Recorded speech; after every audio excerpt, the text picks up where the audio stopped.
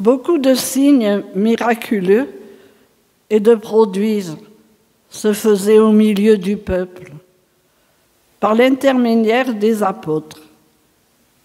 Ils se tenaient tous d'un commun accord au portique de Salomon. Personne d'autre n'osait se joindre à eux, mais le peuple les tenait en grande estime. Le nombre de ceux qui croyaient au Seigneur, hommes et femmes, augmentait de plus en plus. On en venait à sortir les malades dans les rues et à les placer sur des civières et des brancards, afin que lorsque Pierre passerait, son ombre au moins couvre l'un d'eux. Une foule de gens accourait aussi des villes voisines vers Jérusalem. Ils amenaient des malades et des personnes tourmentées par des esprits impurs, et tous étaient guéris. Le soir venu, en ce premier jour de la semaine, alors que les portes du lieu où se trouvaient les disciples étaient verrouillées par crainte des Juifs, Jésus vint, et il était là au milieu d'eux. Il leur dit : « La paix soit avec vous. » Après cette parole, il leur montra ses mains et son côté. Les disciples furent remplis de joie en voyant le Seigneur. Jésus leur dit de nouveau : « La paix soit avec vous. De même que le Père m'a envoyé, moi aussi je vous envoie. » Ayant ainsi parlé, il souffla sur eux et il leur dit : « Recevez l'Esprit Saint. À qui vous remettrez ses péchés, ils seront remis.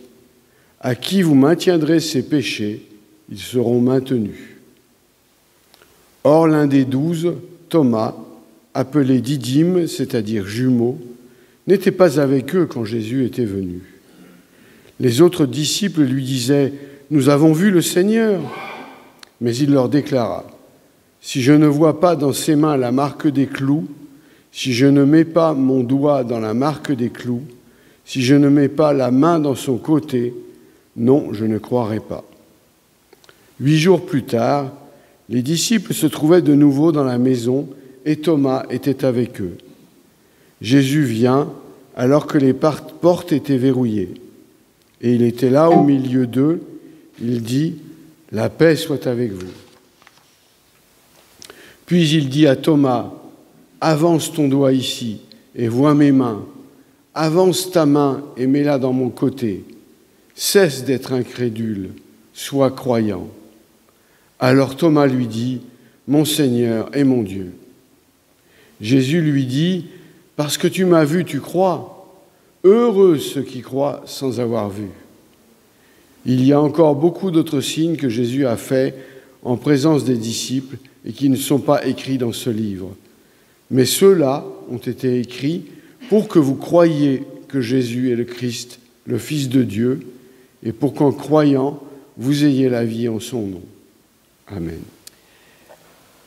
Chers frères et sœurs, chère assemblée, à la lecture de l'évangile de Jean, je me suis posé la question suivante.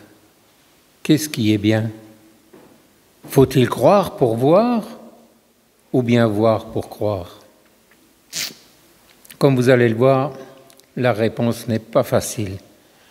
Peut-être, après m'avoir écouté, vous en saurez peut-être un peu plus, ou encore peut-être encore un peu moins. Je ne sais pas, je vous laisserai juge. En fait, nous vivons dans un univers de 2 mondes. Tous les jours, nous côtoyons un monde visible, concret, tangible, on donne la main, et le monde invisible et mystérieux. Prenons le marché comme exemple. Pour ce que vous allez faire votre marché, préférez-vous toucher vos légumes avant de les acheter ? Notre toucher précise notre vision. Il nous permet de connaître ou au moins de discerner les choses que nous ne voyons pas. En touchant des légumes, nous en choisissons des bons avec plus de probabilité que si on ne les avait pas touchés. et nous sommes assurés qu'ils sont mûrs à point. En tant qu'être humain, nous avons tendance à dissocier le concret de ce qui n'est pas visible. N'oubliez pas que les grandes hérésies de la foi chrétienne ont été engendrées de cette dissociation. Un jour, on croit ferme ce qui existe, le lendemain, on croit ferme ce qu'on pense, qu'on croit. Selon le moment, nous avons soit privilégié ce qui est tangible, concret ou physique, soit nous avons préféré ce qui est invisible en le prenant pour le meilleur. Dans notre culture, nous associons souvent le tangible avec l'humain et l'invisible avec Dieu. Mais l'amitié, l'amour, les émotions, la connaissance, ne sont-ils pas aussi invisibles? Et pourtant, c'est de vraies réalités humaines. Mais au lieu de dissocier ces deux mondes, nous sommes appelés, comme Thomas, à les intégrer, à les vivre en même temps, à les vivre simultanément. La foi chrétienne relève plus d'une aventure, d'une prise de conscience que d'une réelle connaissance. Nous ne savons pas vraiment, mais nous y croyons. Comme tout aventurier, le chemin vers la cible n'est pas toujours évident. Notre difficulté dans l'aventure de la foi sur le chemin du Christ est souvent la même que celle de Thomas. Comment croire sans avoir vu? Et comment croire dans une culture qui est la nôtre et qui insiste sur le présent, le tangible, le concret? Le texte biblique de Jean contient 3 sortes de protagonistes. Les disciples, Thomas à part, et nous-mêmes. Donc ma prédication sera organisée autour de ces 3 aspects. Et commençons par le premier. Quel est l'impact de ce que dit le Christ sur les disciples? Parfois, nous oublions que ce texte commence avec les disciples rassemblés au soir du dimanche de Pâques, premier jour de l'ère nouvelle après la résurrection. Ils sont enfermés dans la crainte, ils sont transis de peur, repliés sur eux-mêmes. Le lieu est clos, fermé à porte, les portes sont verrouillées. Ils se sont enfermés à cause de leur peur des autorités juives, du fait même qu'ils sont les disciples du Christ. Seul Thomas n'est pas parmi eux. Il est sorti parce qu'il ne supporte pas cette ambiance morbide et cette odeur de renfermé qui règne au sein de la communauté des disciples. Toutefois, ce n'est pas la crainte qui a rassemblé les disciples. Ils se sont réunis ensemble, c'est dans l'attente de voir Jésus ressuscité, car ils savent qu'il est vivant, vu que Marie de Magdala les a avertis. D'un seul coup, le Christ vient au milieu d'eux.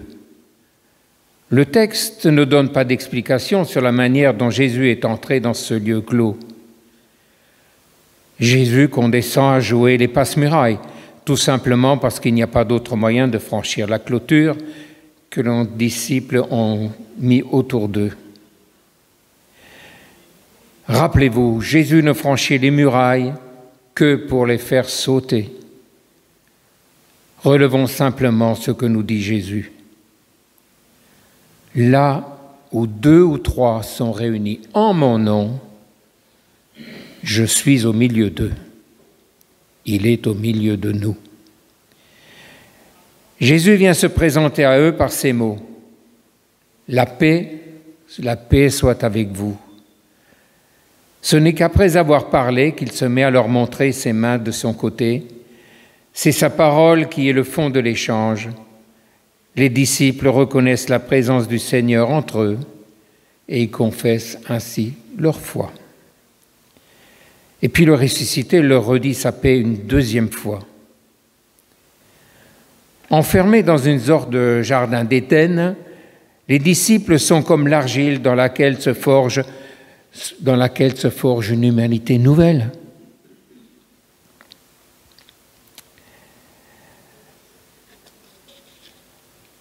Ils hésitent. Ils ne savent pas encore où ils vont. Comme au jour de la création, Jésus achève l'action créatrice de Dieu en leur insufflant l'Esprit Saint. Il ouvre ainsi leur intelligence pour leur permettre de comprendre de quoi ils retournent. Les voici aussi neufs, aussi vierges qu'Adam avant sa chute du paradis. Mais ils sont invités à quitter la clôture du jardin, non pas par sanction, mais par vocation, par besoin vital. Jésus envoie les disciples comme lui-même a été envoyé par le Père. Les disciples deviennent apôtres. Apôtre signifie envoyé en grec, c'est-à-dire qu'ils deviennent acteurs et participants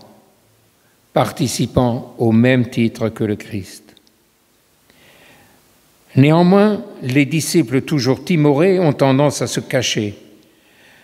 Ils se fâchent, il leur enjoint alors d'ouvrir grand leurs portes, de braver les dangers de la persécution et de la mort, afin de marcher vers la conquête spirituelle du monde. Dorénavant, les relations d'obéissance et de confiance qui relient le Père et le Fils relient aussi le Christ à ses disciples. Le don de l'Esprit Saint est le rappel de cette confiance. Son souffle, le souffle de l'Esprit Saint, permet aux disciples de devenir des ministres de la parole. Dans la Bible, Dieu exerce sa souveraineté par le jugement et la grâce. La souveraineté de Dieu est ainsi manifestée en Jésus-Christ. Les nouveaux émissaires du Christ prennent donc le relais. Leurs paroles, leurs témoignages, leurs prédications attestent au monde l'intervention de Dieu en Jésus-Christ. Le récit des disciples est notre histoire communautaire, notre histoire à tous. Les évangiles nous promettent que Jésus le Christ est présent parmi nous lorsque nous nous réunissons en son nom. Il nous donne sa paix, il nous donne son Esprit Saint. Le rassemblement des disciples constitue la première communauté chrétienne, la première Église. Une vie nouvelle est donnée aux disciples par cette relation de confiance et de collaboration. Tout disciple de Christ est envoyé en tant qu'apôtre dans le monde. Notre communauté a reçu la vocation d'aller rendre le Christ vivant et présent auprès de tous les hommes. Mais il y a Thomas. Alors passons au deuxième aspect de ce texte, le comportement de Thomas, un comportement révélateur. Thomas, certes vexé d'avoir été privé de la vision du Seigneur, et surtout excédé par la naïveté avec laquelle ses condisciples font de cette vision l'unique objet de leur foi. Ça l'énerve. Pour un peu, si on les avait écoutés, le christianisme serait aujourd'hui une secte de spirites, se réunissant dans les endroits clos pour y faire tourner tables et guéridons, y invoquer des spectres et les faire parler. Ce n'est pas ça, le christianisme. Alors prenons garde quand nous entendons les paroles de conclusion de Jésus. « Parce que tu m'as vu, tu as cru. » Ce n'est pas si simple. Derrière Thomas, c'est à tous les disciples que ces paroles s'adressent, car ce n'est pas Thomas qui met l'accent sur l'aspect visuel, mais ses condisciples. Nous avons vu le Seigneur. Avoir vu n'est pas suffisant pour nourrir notre foi. Après tout, le Seigneur s'est fait reconnaître par des choses beaucoup plus importantes que la vision. Il leur a parlé de l'appel à l'évangélisation, il leur a parlé du Saint-Esprit, il leur a parlé du don de remettre les péchés. Alors les disciples, même s'ils ont été marqués, et si c'est cela qui les remplit de joie et les pousse vers l'extérieur, ils n'en parlent pas à Thomas. On comprend que Thomas soit vexé. Alors que Jésus leur a apporté quelque chose de nouveau, en brisant les murailles de leur deuil, eux se contentent de répéter ce que Marie de Magdala leur a déjà dit. « J'ai vu le Seigneur ». Thomas pousse cette insistance des autres disciples sur la vision jusqu'à l'absurde. Il ne veut pas seulement voir le Seigneur, d'autant qu'il soupçonne probablement ses condisciples d'avoir eu une hallucination collective provoquée par leur enfermement. Thomas veut voir les marques des clous. Mieux, il veut enfoncer son doigt à la place des trous et sa main sur le côté transpercé de Jésus. Thomas ne veut pas seulement voir, il veut toucher, il veut constater. Il est progressiste. Thomas est le plus ouvert des disciples. Pour s'assurer que le Seigneur qu'ont vu ses condisciples n'est pas un spectre, il veut les faire passer de l'hallucination à l'expérience, du rêve au concret. Cette ouverture d'esprit fait par ailleurs de Thomas un bien meilleur théologien que ses condisciples. Ce que Thomas veut voir et même toucher, c'est ce que Jésus lui-même a montré aux autres, ce par quoi il s'est fait reconnaître d'eux et dont il n'a même pas parlé. Le seul Seigneur en qui Thomas veut croire, le seul en qui il veut avoir affaire, c'est le Christ crucifié vivant, le Christ relevé du tombeau, le Christ ressuscité. Comment notre modernité ne se sentirait-elle pas proche de ce Thomas, à la fois théologien de la croix et apôtre des sciences expérimentales? Thomas a raison sur chacun de ces deux points de vue, celui de la foi et celui de la constitution d'un savoir efficace. Oui, la croix est la seule source de notre foi. L'expérience sensible est la seule source de notre savoir.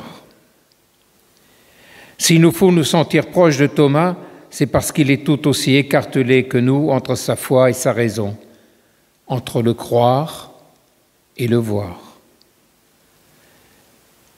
Chers amis, à votre avis, ces deux points de vue sont-ils vraiment conciliables? C'est difficile, hein? Certainement pas tant que Thomas, comme nous en tenons nos seules ressources.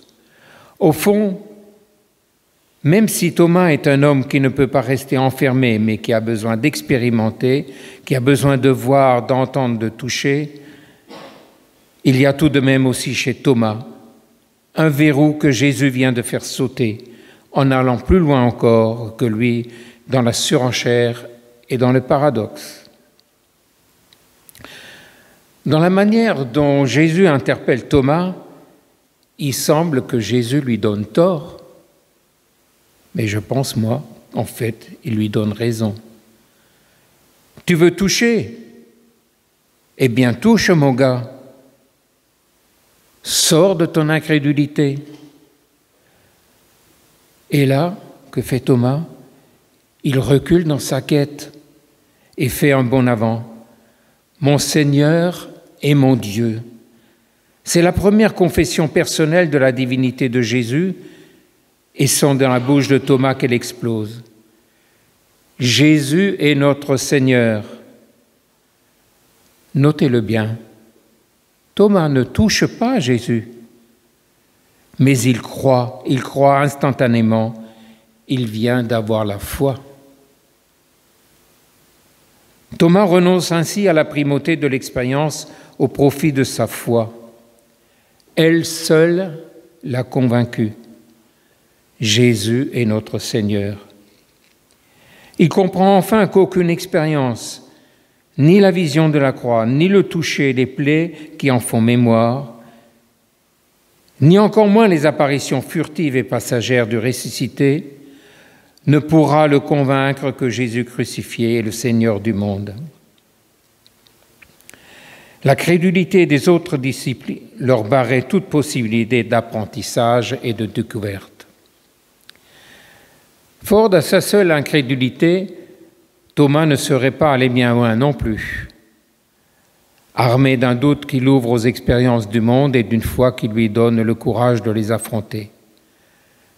Thomas peut de nouveau se tourner vers l'extérieur et donner sens à toutes les expériences que cet extérieur lui procure.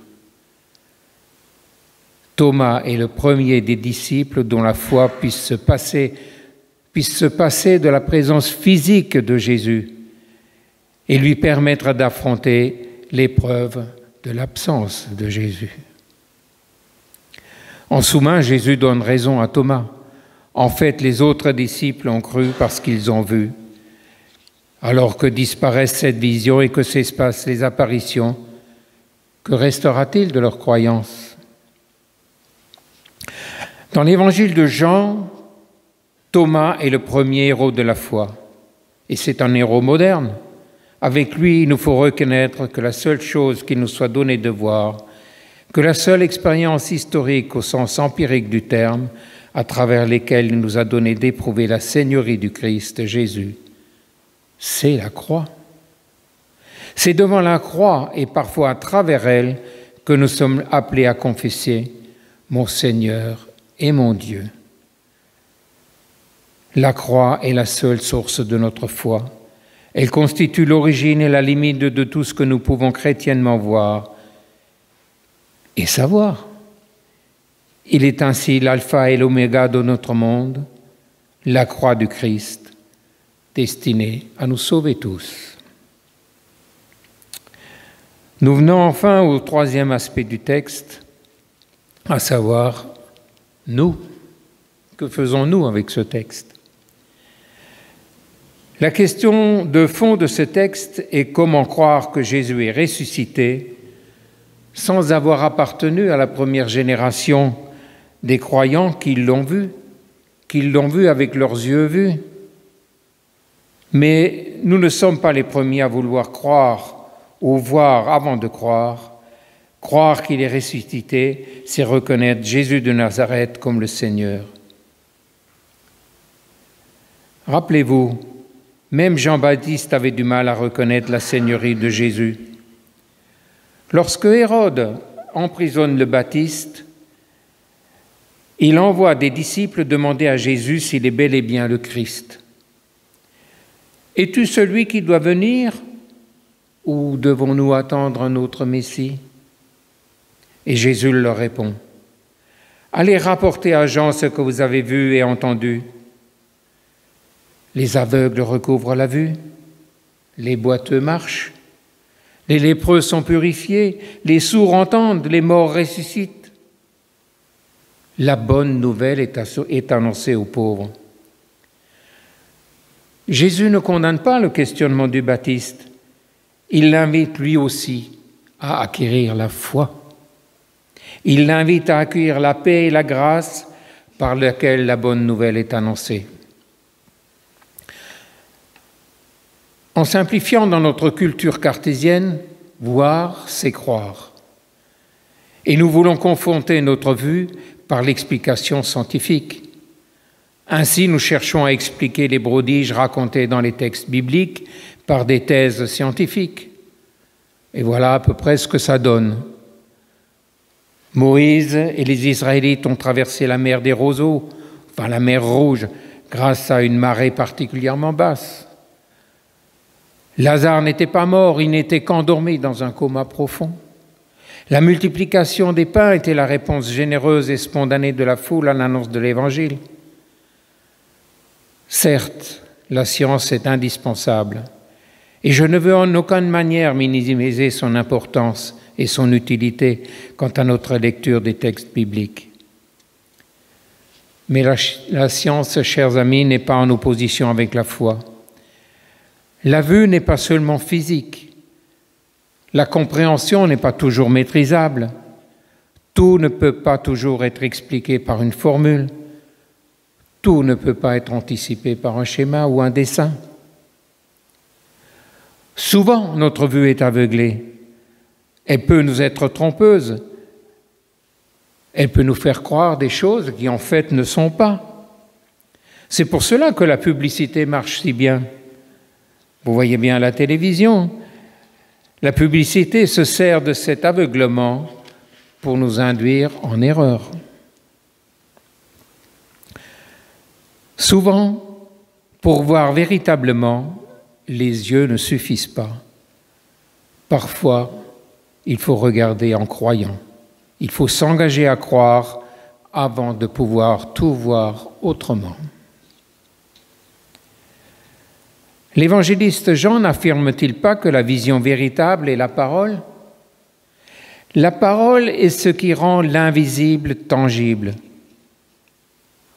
Jésus ne commence-t-il pas chaque échange avec une salutation de la paix ? La parole prend le dessus sur la vision.